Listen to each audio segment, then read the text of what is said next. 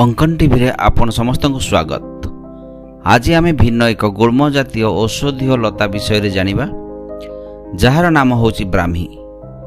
आम आखपाख परिवेश रे थिबा अधिकांश औषधीय गछ संपर्क रे आमर धारणा न थाए, जहा आम पई बेस लाभवान होई थाए। एही परि एक सूक्ष्म जातीय गछ होची ब्राह्मी। एशिया महादेश रे एही गछ बहुल भाव में देखा जाए एवं व्यवहार मध्य करा जाए। ब्राह्मी विशेषकर सन्तसंतिया स्थान रे हेउथुवा देखिबाकू मिले, सेथिपई एहाकू जल ब्राह्मी मध्य कहा जाए। ओडिशा रे एहा थालकुड़ी नाँ रे मध्य परिचित।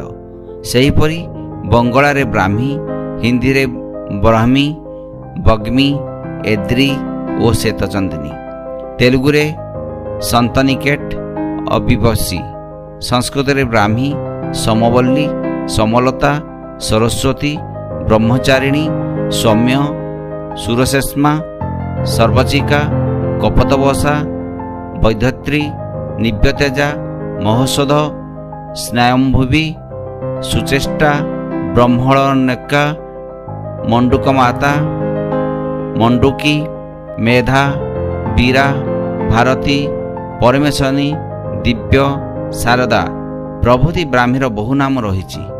एही पत्र रे रही अनेक कोड़ी औषधीय गुण। आयुर्वेद अनुसार एही ब्राह्मी गछर पत्र बा ब्राह्मी पत्र मनीष को सारा जीवन सुस्थ रखिबा सह दीर्घायु करिथाए। यह मनीष को मानसिक और शारीरिक सुस्थ रखिबा सह दीर्घायु करिथाए। ब्राह्मी पत्र नियमित खाइबा द्वारा शरीर सुस्थ रहे और मनीष दीर्घायु हुए। आयुर्वेद रे हजार हजार वर्ष हैला ब्राह्मीर उपयोग करा जाउछि। जड़ीबूटी भावे ब्राह्मी फूल सबुठारु अधिक व्यवहृत हुए। यह मस्तिष्क पई बहुत उपयोगी साब्यस्त होइछि। ब्राह्मीर आहुरी अनेक महत्वपूर्ण गुण रही। यह द्वारा शरीर अनेक समस्यार चिकित्सा करा जाई परिबो। मुख्यतः मस्तिष्क संबंधी रोग, स्मृतिशक्तिहीनता, पागलामी रोगर चिकित्सा निमित्त यह सेवन करा जाई थाए। यार महत्वपूर्ण औषधीय गुण दृष्टि यार चाहिदा दिनक दिन वृद्धि पाउछि। तेणु यार कृषिकरण द्वारा केवल जे यार चाहिदा पूरण होता है ता नुहे, यह कृषक मानकु आर्थिक लाभ प्रदान करिथाए। विशेषतः सन्तसंतिया और ओदा भूमि यह विकसित हुए। यार चेर सबु कांड गंठी बाहरी थाए। चेर सबु माटी को जाबुड़ी धरिबारे सहाय्य करे। ब्राह्मी प्रायतः 1 वर्षीय गुल्म एवं आर्द्र और सन्तसंतिया स्थान मानकरे बढ़ी थाए। विशेषतः नदी और जलाशय कूल स्थान रे यह प्रचुर मात्रा रे देखिबाकू मिले। अत्यधिक उष्म स्थान एवं जेउठारे तापमात्रा 33 रु 40 डिग्री सेल्सियस एवं आर्द्रता 60 रु 65% से स्थान ब्राह्मी चाष पई उपयुक्त।